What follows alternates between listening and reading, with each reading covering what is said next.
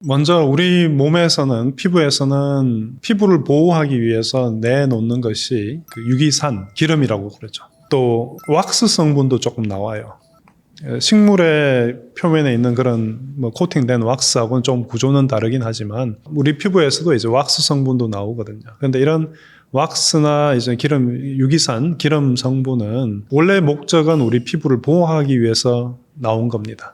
그런데 만약에 이런 분비물이 나올 때, 분비물이 모낭에서 많이 나온다고 그랬잖아요. 근데 이런 모낭에서 나오는 분비물을 못 나오게 막아버리면 어떻게 될까요? 우리 항아리를 생각해 보면 돼요. 피부에 항아리가, 피부마다 이제 작은 항아리가 있어요. 거기에서 몸에서 나오는 개기름이 거기에 차는 거죠. 차 있는데 거기 뚜껑을 딱 막았다. 그러면은 그 속에서는 소위 혐기성 세균이 잘 살 수 있어요. 근데 이 혐기성 세균이 그 물질들을 먹으면서 자기들이 거기서 증식을 하죠.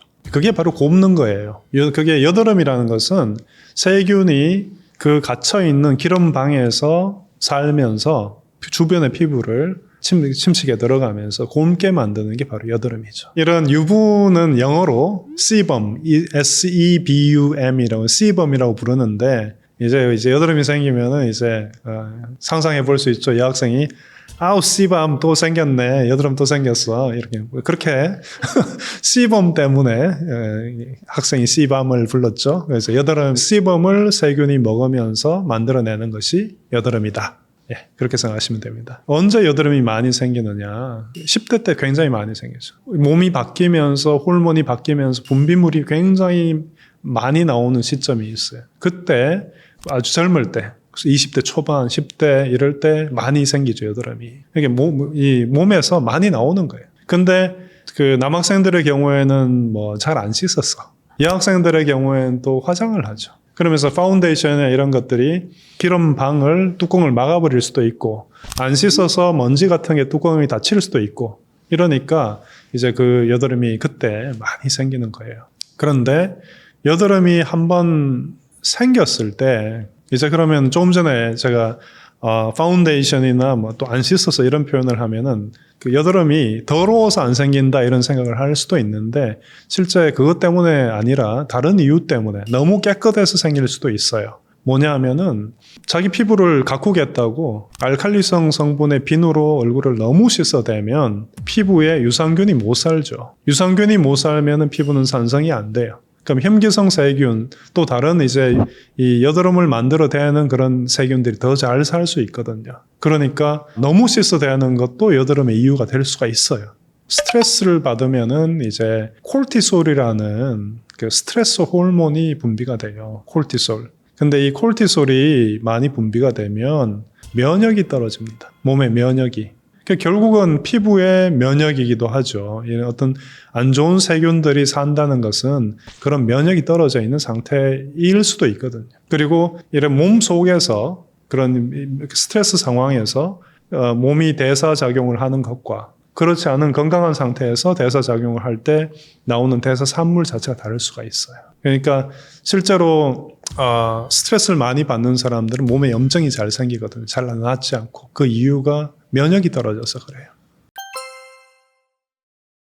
자, 피부에 안 좋은 일을 할 수 있는 가장 좋은 방법은 너무 많이 씻는 거다. 그래서 알칼리성 비누로 너무나 이 유분과 피부 보호 물질들을 다 제거를 해버리면은, 그러면 이제 결국은 피부가 거칠거칠해지고 맨 바깥에 있는 죽은 세포층, 그 부분이 이제 들뜨기 시작을 하고, 그러면은 피부가 손상을 입기 쉽습니다. 그런데 이제 피부에 이제 우리가 피부 유산균이 잘 자랄 수 있도록 산성도를 유지할 수 있는 그런 일을 할 수가 있죠. 예를 들어서 그 젖산 세럼 같은 화장품 중에 젖산 세럼 같은 것을 바른다든지 해서 피부의 산성도를 어느 정도 유지를 해주면 그럼 유산균이 더 잘 살 수 있고, 그죠? 피부에 독이 되는 게 이제 여학생들의 경우에 너무 어린 나이에, 특히 사춘기 때, 그때 파운데이션 같은 것을 너무 바르는 거 좋지 않습니다. 여드름을 만들 수 있고, 그 다음에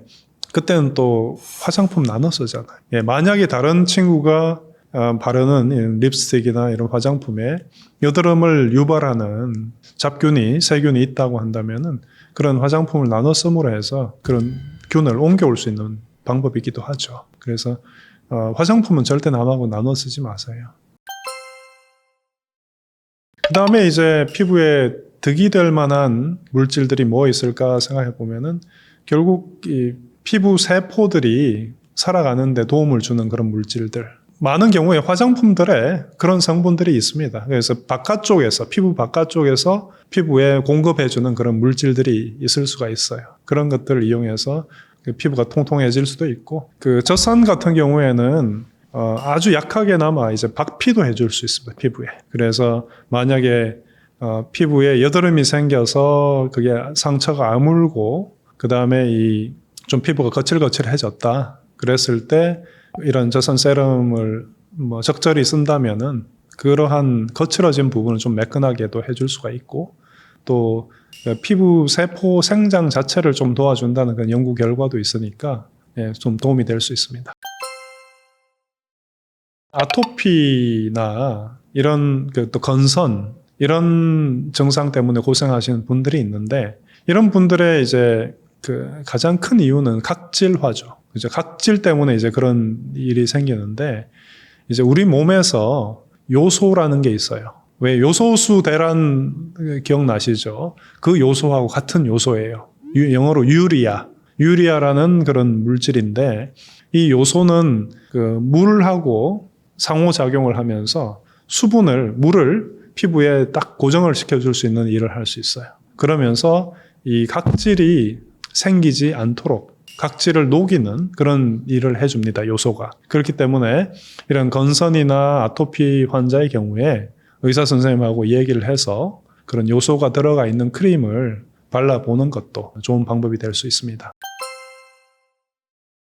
그 옛날 이야기를 읽어보면 클레오파트라가 우유로 피부를 관리를 했다. 이런 짧게 이제 소개가 되는데, 실제로 클레오파트라는 우유로 관리했던 건 아니고 당나귀 저저로 했어요. 뭐 그것도 저지잖아, 그렇게 생각하실 수 있을 텐데, 이 당나귀 젖을 실제 우유를 써도 똑같지만은 내버려 두면은 이게 시큼한 냄새를 내게 되는 상태가 되거든요. 발효가 된다는 뜻이죠. 요구르트가 만들어지듯이 발효가 되는 겁니다. 그때 거기에 젖산이 생겨요. 그러니까 이 젖산을 실제는 클레오파트라는 그걸 피부에 바르고 목욕을 하고 했던 거예요. 그러니까 이 젖산을 이용해서 피부를 가꾸는 것은 수천 년 된 그런 방법이 될 수 있죠. 그런데 이 클레오파트라의 경우에 정말 대단한 사람이죠. 그 수천 년 전에 그게 좋다는 거 어떻게 알았을까요? 정말 대단한 외계인이 아닐까? 그런 의심이 되는 정도. 요구르트를 만들면은 왜 시큼한 맛이 나는 그 투명한 액체가 있잖아요. 보면은 요구르트 이제 뭐 사도 상관없어요. 그러면 그 내버려 두면은 이제 위에 시큼한 게 있죠. 투명한 액체. 거기에 젖산이 들어있습니다. 아마 괜찮지 않을까요? 얼마 전에 인터넷에서 글을 좀 읽다 보니까 어떤 분이 망고를 선전을 하는 분이에요. 백화점에서 선전하신 분인데, 망고 껍질을 이제 팩으로 쓰면 너무 좋다, 이런 이야기를 하셨어요. 그래서 그걸 보면 저는 깜짝 놀랐죠. 놀란 이유가 뭐냐면, 망고는 껍질과 씨앗에 우루시올이라는 물질이 있습니다. 화합물이에요. 이 화합물은 온나무에 그 옷을 오르게 하는 그 성분이죠. 우리 피부에 닿으면은 발진을 일으키는, 심한 경우에는 우루시올이 우리 몸에 좀 많이 들어온다든지 했을 때는 우리가 사망에도 이를 수 있는 내장에 그런 발적이 일어나서, 또 이 피부에도 심하게 일어나서 그런 상태를 만드는 게 이제 이 우루시올이라는 화합물인데, 망고 껍질과 씨앗에 있어요. 근데 망고가 비싸잖아요. 비싸니까 사람들이 이제 망고를 얇게 벗기고, 이 껍질은 아깝다고 팩을 하고 그리고 이 껍질 또 씨앗을 박박 긁어 먹고 이런 행동을 하면, 잘못하면은 큰일 나는 거죠. 실제로 망고를 먹고 호치 오른 사람들 꽤 많습니다. 이제 그냥 두루뭉술하게 뭐 열대 과일 알레르기 이런 식으로 표현을 하는데, 실제는 그 호치 오른 거죠. 절대 하면 안 되죠. 박피 시술은 이제 피부가 어떻게 생겼는지 말씀드렸죠. 피부에는 맨 바깥에 이제 죽은 세포가 피부 막이 있습니다. 그 다음에 그 바깥에는 이제 유산균이 살면서 산성 조건인 그런 맨 바깥층이 있고, 그리고 그 속으로 들어오면 이제 우리 세포가 그냥 살아있는 세포가 있죠. 근데 박피 시술은 그 죽은 세포 부분을 깎아내는 거예요. 여름에 그 골프를 치러 나가서 얼굴에 기미가 올라왔다 했을 때 그러면 점이 있겠죠. 그러면 점 부분을 레이저 시술을 하잖아요. 그러면 그때 레이저를 써서 그 맨 바깥 부분을 깎아내는 거죠. 뭐 그런 레이저를 써서 할 수도 있겠죠. 그건 물리적인 방법이지만 또 다른 방법은 화학적인 방법으로 화학 약품을 써서 또 맨 바깥에 있는 피부를 깎아낼 수도 있죠. 근데 그 과정을 잘 생각해 보면 결국은 이 피부 맨 바깥 보호층을 깎아내는 거죠. 그러니까 그 동안에 피부과에서 제공하는 그런 보호 크림이라든지 그런 걸 잘 바르지를 않으면, 재수가 없으면 세균에 감염이 될 수도 있죠. 그리고 기껏 이제 기미를 없앤다고 이제 피부 시술을 했는데 그걸 이제 자외선을 또 쪼여준다든지 했을 때 다시 속에서 멜라닌 색소가 올라와서 기미가 또 생길 수도 있고, 그래서 그런 것들을 좀 신경 써서 이제 해야 되겠죠. 우리 피부를 통해서 비타민 D를 만들거든요. 자외선을 받아서 우리 몸이 스스로 비타민 D를 만들어요. 근데 겨울 같은 경우에는 햇볕이 정말 적잖아요, 오는 게. 그런데도 그때도 이 선크림을 발라대는 것은 좋지 않겠죠. 그리고 얼굴을 가렸다면은 다른 어떤 곳은 어느 정도 피부가 햇볕에 노출이 돼야 이제 그 비타민 D를 만들 수가 있죠. 그러니까 적절한 그 강도의 햇볕은 직접 맞는 게 좋겠죠. 한여름에 강할 때 탈수가 되고 피부가 세포가 죽는 상황이 되면 안 되죠. 그렇게만 안 하면 되는 거지.